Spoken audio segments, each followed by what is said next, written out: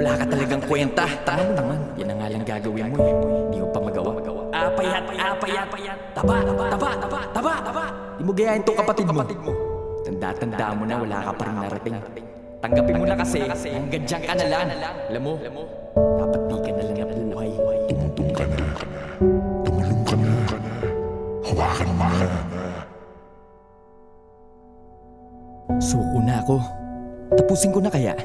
Mabilis ba masyado? Hindi naman ito yung simula. Naabutan mo ako dito na sa huling parte. At kung iisipin mo ako'y nag-iinarte lang, hindi. Hindi mo lang siguro ko naiintindihan. Wala naman sa iyo yung puso ko para husgahan ang aking nararamdaman. At lalong wala ka sa loob ng utak ko, sabihing hindi normal ang iniisip ko. Ito ang kwarto ng pagkatao ko. Ipapasilip ko. Naranasan mo na ba?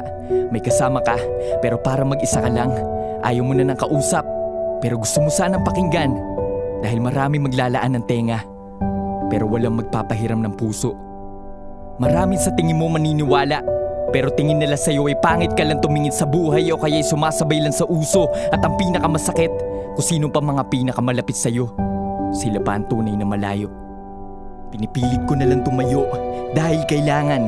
Pinipikit ang mata, gising pa din ang diwa kahit tulog ang katawan. Magdamag na naman mag-iisip ng mga walang dahilan. Walang palag sa mga di na mabilang at di ko makitang kalaban. Di ako mabilis magpatalo, ilang taon na akong lumalaban. Di mo lang halata siguro dahil mas pinili kong manahimik na lamang. Ayaw kong kaawaan, masabihan na may kahinaan. Bumulong ako sa sigawan, nakakulong sa kalayaan. Mga hikbi sa likod ng mga ngiti, mga iyak sa likod ng mga galak. Masiglat malakas sa labas, sinang hinana sa loob. Parang awa nyo na, tulungan nyo ko, utang na loob. Ilang gamot at bote na ang tinaob para makabangon. Kain na ng kain maghapon, nang di magpalamon. Ilang segundo na akong tumba, talo na sa hamon. Malapit ko na buksan tong piring ko sa mata. To na lang ang solusyon, buksan ang ibon sa ahon. Aksidente, plinano kita. Kailanman hindi ako nagkamali sa lahat ng aking ginawa.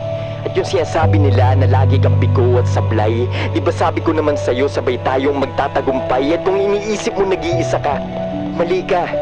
Di kita hinayaang malunod, ako yung di mo tiningnan. Tinawag kita sa iyong pangalan pero mas pinili mong matakot sa alon at kulog. Di mo ko pinakinggan, binulong ko lahat ng dahilan. Sumuko ka na dahil matagal ko nang pinanalo ang laban. Kung wala na lahat sa'yo, yun ay dahil gusto kong lumapit ka sa akin. Hinang-hina ka na dahil patungo to sa pagkapit mo sa akin. Dahil sa pagkaligaw mo ay doon ka lang makakabalik. Sa pinakababang sitwasyon mo ang tanging paraan para makapanik. Mahirap, masakit, magulo, madilim. Pero sa mundo ng sarap, di ka lalapit, di ka yuyuko, di mo ko hahanapin. At di ko masasabing di mo kailangan sumugod, lumaban at manalo. Ang kailangan mo lang, lumuhod, lahat ay bitawan at ibulong sa akin. Suko na ako.